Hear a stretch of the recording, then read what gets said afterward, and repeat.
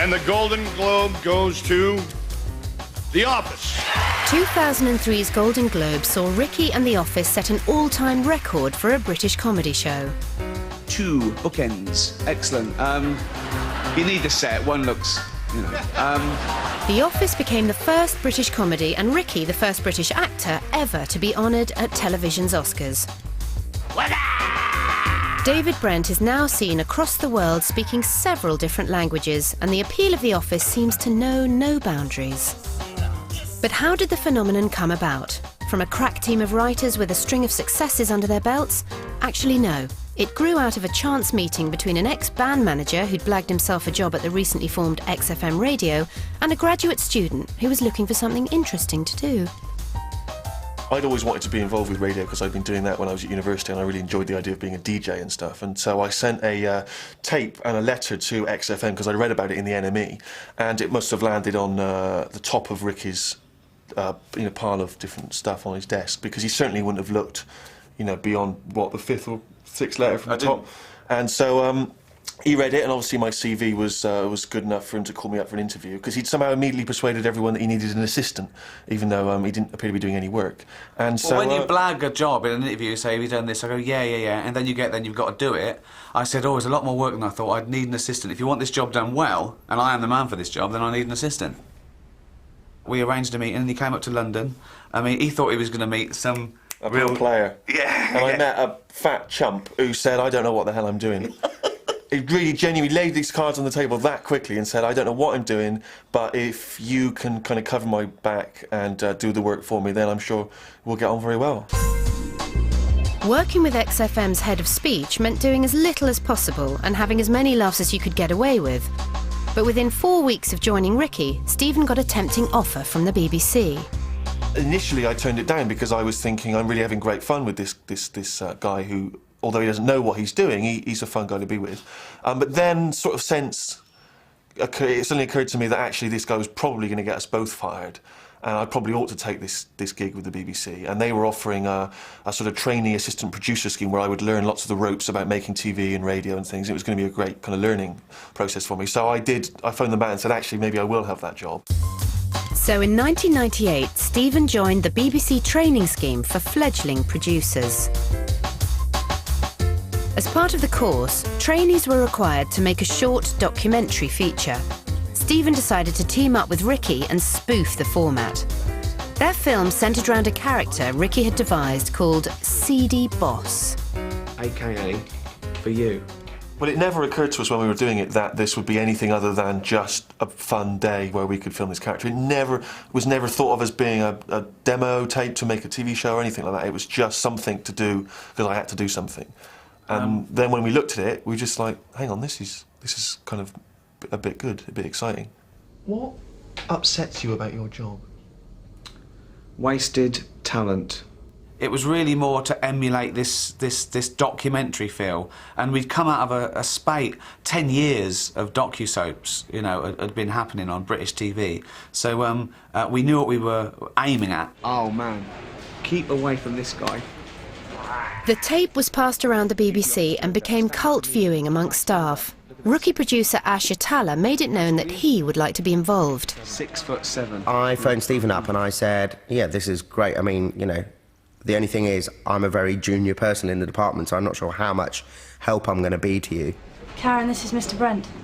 One morning, Ash Atala came into my office with a tape, and he stuck it on, and I thought he, being Ricky, is very funny and quite a sort of startling talent, and said, well, this is good, what are you doing with it? And Ash said, well, I've taken it to John, who was John Plowman, who was our boss, but he's not very interested. At the BBC, Anil Gupta, who had just had great success producing Goodness Gracious Me, had enough clout within the Beeb to reapproach his boss with Ricky and Stephen's tape. So we all sat down and watched it again, and convinced John that there was something in it and that maybe we ought to try and get a pilot made.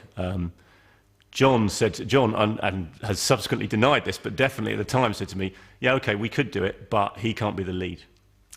He being Ricky. And we both said, what? You're mad. He's the show. You have charmed me. You've got the job. Great. We got Ricky and Stephen in and said, we quite like this, and what do you want to do with it? They were very wary, I think is probably the best description. Well done. John Plowman called us in and said, do you think there's a sitcom in this? We said, yeah, we think so. Yeah, we think so. If we can do it like this. And he sort of looked at us, who the fuck do you think you are? In the meantime, the tape had found its way to Channel 4 and earned Ricky a spot on the 11 o'clock show. Hello? What would you like for Christmas? Pokemon. Pokemon? Complete set. The complete set. The complete set of Pokemon would cost hundreds of pounds. So I'm going to be honest with you. The chances of you getting that are slim to none, and I'll tell you why. I know your parents. You live on Whitley Estate, don't you? Yeah. The little money your mother does earn selling Polaroids of herself to readers' wives, she blows on bingo and jingo on the top rank. Back at the BBC, funding was approved for the team to make a pilot episode of the show. But Ricky and Stephen were once again intent on raising the stakes. The main sort of stumbling block was that Ricky and Steve announced, slightly unexpectedly, that they wanted to direct. Now, people didn't usually say that, and it sort of all caught us a bit unawares. Well, one, really, we knew what we were doing. We were cutting out the middleman. We know how we wanted it to look, because we'd done it before, and we wanted it to look like that.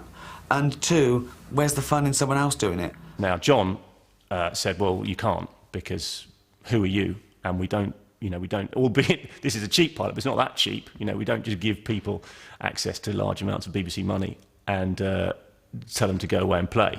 This is Wernham Hogg, the biggest supplier of paper, card and wood pulp products in the entire Thames Valley area.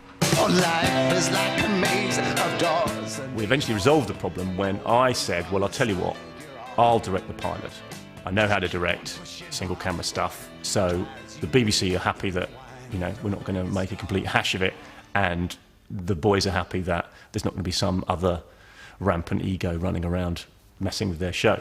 Ricky Howard has just left university and is one of the many temps who passed through the doors of Wernham Hogg. Ricky and Stephen were insistent that the spoof docu-soap concept should be integral to every aspect of the pilot show's production. They had this quite purist vision for the show, which was that, to use that Seinfeldian quote, it's about nothing. It's about what really happens in an office, and the reality is nothing happens most of the time, and it's boring and tedious and repetitive, and that's what we want to capture. And we were of the view that that's all well and good, but it's quite boring, and that's why people don't make films about offices very often. I remember us fighting for this realism and this sort of like almost this anti-television sort of way of doing things. Word has leaked out that there may be redundancies. So far it's only a rumour, but already reactions are varied. The pilot was great. The one thing I didn't like about it was that it had a lot of voiceover in it. It was overtly trying to mimic the style of doc soap, so it had someone telling you the story. And I remember that's the one thing any of us discussed after seeing the pilot. The BBC hummed and hawed for 6 months about whether or not to commission a series, which gave Ricky and Stephen time to make Meet Ricky Gervais, a chat show for Channel 4. Despite other irons in the fire, Ricky and Stephen were not about to forget The Office. We weren't commissioned, but we wrote the whole series in about, I think, 6 months. Something like that. The first draft. And then, by the time we'd actually pretty much finished, they came through and said, you've got a series, when can you start filming? And we went, now. So in July 2001, with Ricky and Stephen as writers and directors, The Office set sail for fame and fortune. Though you wouldn't know that from the opening titles. They went off to Slough and shot this, this roundabout and this bus depot and this office block, and came back. And we thought, is that it? The series had virtually the same cast and crew as the pilot, and in the summer of 2001 at 9:30 p.m, the nation was introduced to Mr. David Brent. Sammy, you old slag. The Brentmeister General. We spend the first 10 minutes on him showing off, and people will go, I get this, I know what he's doing. He wants to be famous. He wants to be discovered. They were like, look, this is going to be this sort of mock documentary, so it has to be as real as it possibly can be, so that, you know, people are watching it, they're not going to really know whether you're acting or not. Lucy Davis had played Maria Lucas in the celebrated 1995 version of Pride and Prejudice. Have you asked her, Charlotte? Is she to come to Huntsford with us? Lucy captured the hearts of Archer's listeners as sweet Hayley Jordan before repeating the trick as Dawn Tinsley, the office's downtrodden receptionist. Don't do that! Gareth Keenan, assistant to the regional manager, was embodied by Mackenzie Crook, whose comedy life started as stand-up character Mr. Bagshaw. Buckley, lad. Top of the class as usual. And makes you a bumlick. What does it make you, Buckley? Bumlick, sir. That's right, sir. He soon joined other future comedy stars in the cast of the Channel 4 sketch show Barking and appeared in the 11 o'clock show like his soon-to-be regional manager. I'd already obviously seen and worked with Ricky on the 11 o'clock show and knew that I loved his sense of humour. I thought he was a very funny guy. And so I was keen to read it, got the script, and I knew immediately that this was the one at least I had to get. It's not like I'm out again tonight with Hoggy. That'll be a quiet night in at the library. Not. Well, originally we wanted him to be like, you know, sort of like a squaddy type, quite an intimidating figure who'd slap you on the back and, you know, be into loads of press-ups and fighting and that. And then when Mackenzie walked in and did it with his frame that's rather like a baby bird that hasn't quite hatched, and he's talking about killing a man and doing loads of press-ups, it's hilarious. The long-suffering office everyman Tim was played to perfection by Martin Freeman. Yeah, see, this is why the whole redundancy thing doesn't bother me, because if I have to work with him for another day, right, I will slit my throat. Yeah, you won't do it like that, though. You get the knife in behind the windpipe, pull it down like that. From the BBC drama This Life, Martin was then seen on the cult show Bruiser. Ricky was one of a team of writers. How much for everything? 50. For everything? For anything. Except kissing on a mouth. Kissing, stop it. Don't worry, darling. I won't waste a girl's mouth on kissing.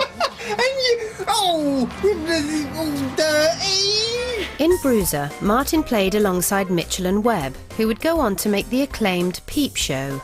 Right, that is it. Slow down, you move too fast. Solomon's here. All part of the job. What's going on? Put my stapler inside the jelly again. Once you get the actors and you cast someone like Martin Freeman or Mackenzie Crook and you see them at work, then of course you get a sense of what they can do and what they're particularly good at. Give him an official warning. How do you know it was me? So then when we're working on the series, we can kind of tailor things to their particular talents. These story arcs, which we've been very keen on and encouraging, they'd sort of come up with, the whole sort of Damocles redundancy thing, were there from the start and absolutely mapped out through the 6 episodes. Head office have deemed it appropriate to enforce an ultimatum upon me, and Jennifer is talking of either downsizing Swindon branch or this branch. So that gave you a kind of spine to the show, which you could then hang the little sort of, you know, vignette things about nothing around. Members of the public rank every show from 0 to 100 on what they think of it, and you get these figures for every single programme. The first few weeks of The Office were just terrible. I was on a train the day after the first episode had been on, and I heard 2 people talking about it, and there was 2 women, and one said to her, she said, "Did you see that documentary last night on BBC 2 about an office? Oh, it was hysterical. I was in hysterics. The main boss, oh, he's comical. And and her friend said, "I don't think that was a documentary, I think that was a comedy." And her friend went, "What? Oh, it wasn't very funny then." And I thought, well, that's not fair, is it? What are the rules there? But as the series went on, viewing figures started creeping up as audiences got the hang of the docu-soap sitcom concept. He knows he's being filmed, so he's trying to present a version of himself to the world. And of course, the world sees him for what he really is because he constantly shows himself up. People had to know these people were acting like this because they knew they were being filmed. So there have been some redundancies? Yeah. Have you let anyone go? Yeah. Who? Julie. Vital to The Office's format was Brent's constant awareness of the documentary team's camera. Always performing for the audience, he revealed himself using